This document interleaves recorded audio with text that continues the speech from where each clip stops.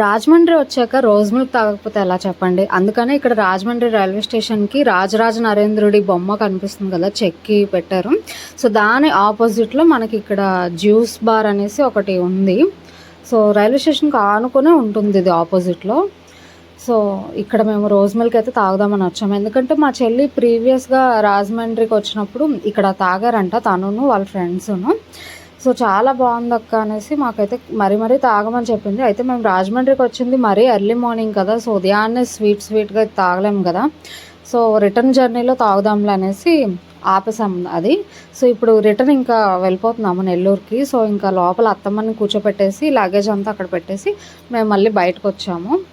So మేము rose milk తాగేసి అత్తమ్మకు కూడా పట్టుకెళ్తామని. సో ఇదైతే కోవా రోజ్ మిల్క్ చేస్తున్నారు, చాలా ఎక్సలెంట్గా ఉంది. గ్లాస్ కూడా చాలా పెద్ద గ్లాసు. ప్రైస్ అయితే రీజనబుల్ అనిపించింది, చాలా తక్కువ ప్రైస్ పడింది. సో కడుపు అయితే బాగా నిండిపోయింది నాకైతే. ఫ్లేవర్ అది కూడా చాలా బాగుంది. అత్తమ్మకి పట్టుకెళ్ళి ఇచ్చాం కదా మేము తాగేసాక, ఆవిడైతే చాలా హ్యాపీ ఫీల్ అయ్యారు. అంటే ఎప్పుడూ తాగలేదు కదా ఆవిడ కూడా.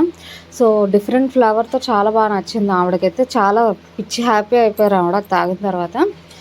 సో లోపలికి వెళ్ళిన తర్వాత మాకు రైల్వే స్టేషన్ ఇది ఒకటి కనిపించింది. ఇది బీపీ, షుగర్, ఇంకా సంథింగ్ ఏవో అన్నీ దాని ద్వారా చెప్పేస్తుందంట మెషిన్.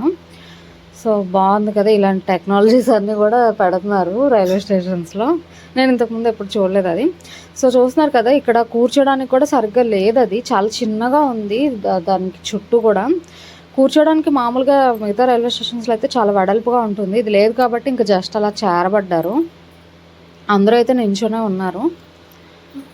సో అలా ట్రైన్ అయితే మాకు 1/2 అవర్ లేట్ వచ్చింది.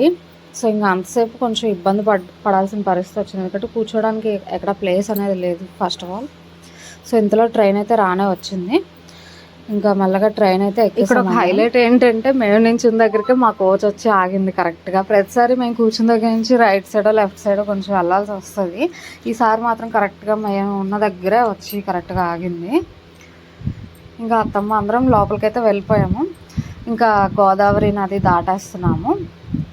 సో దాటేసిన తర్వాత ఇంకా అత్తమ్మకైతే ఫుల్ చలేస్తుంది. మేము ఇంటి దగ్గరే స్వెటర్ క్యారీ చేసాము, ఎందుకంటే అసలే చలికాలం, పైగా ఏసీ కోచ్ కదా, ఇబ్బంది అవుతుందేమో అని స్వెటర్ అయితే క్యారీ చేస్తుంటే అత్తమ్మ ఉండి ఎందుకు అనవసరంగా బరువు వద్దు అనేసి చెప్తున్నారు. కానీ మేముండి లేదు, ఉంచుకుంటే బెటర్, మనం సడన్గా కావాలంటే ఏవి రావు కదా, మళ్ళీ జర్నీ మొత్తం చాలా ఇబ్బంది పడాల్సి వస్తుంది అనేసి ఫుడ్కైనా సరే లేదా ఇలా క్లోతింగ్ విషయంకైనా సరే మనం ఎప్పుడు వెనకడుగు వేయకూడదు. ఖచ్చితంగా కావాల్సినవన్నీ క్యారీ చేసుకుంటే బెటర్, లాంగ్ జర్నీస్ కదా.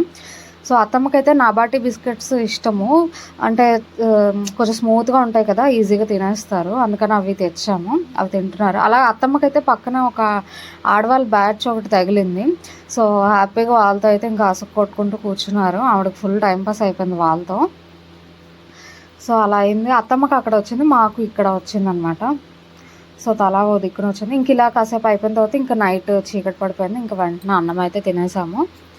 చెప్పాను కదా బ్రాహ్మణ భోజనం అనేసి దాన్వాయిపేటలో, ఆల్రెడీ వీడియో చేశాను చూడండి ఎవరైనా చూడకపోతే. సో అక్కడి నుంచి భోజనం తెచ్చుకున్నాం కదా, అదే తినేస్తాము అందరం ఒకరి తర్వాత ఒకరు. చక్కగా తినేసిన తర్వాత ఇంకా పడుకొని నిద్రపోయాము. ఇంకా అంటే పేరుగా పడుకున్నాంలేండి కాసేపు మేము, ఎందుకంటే నైట్ నెల్లూరులో దిగేసరికి మాకు మిడ్నైట్ అయ్యింది. మామూలుగా మనకి ఉజ్జయినిలో భస్మాభిషేకం నిర్వహిస్తారు కదా. సో ఇప్పుడు మనకి రాజమహేంద్రవరంలో కూడా హ్యాపీగా మహంకాళేశ్వర ఆలయాన్ని నిర్మించారు కదా, అక్కడ కూడా మనకి తెల్లవారుజామున భస్మాభిషేకం నిర్వహిస్తారు సోమవారం రోజున. సో కనుక్కొని ఆ గుడికైతే వెళ్ళొచ్చు. నేను ఆల్రెడీ మహంకాళేశ్వర్ టెంపుల్ గురించి, అలాగే పక్కన వాసవిమాత, అలాగే ఇస్కాన్ టెంపుల్స్ గురించి కూడా సపరేట్ వీడియోస్ చేసి పెట్టాను, ఒకసారి ఛానల్లో చెక్ చేయండి. వీడియో నచ్చితే లైక్ చేయండి.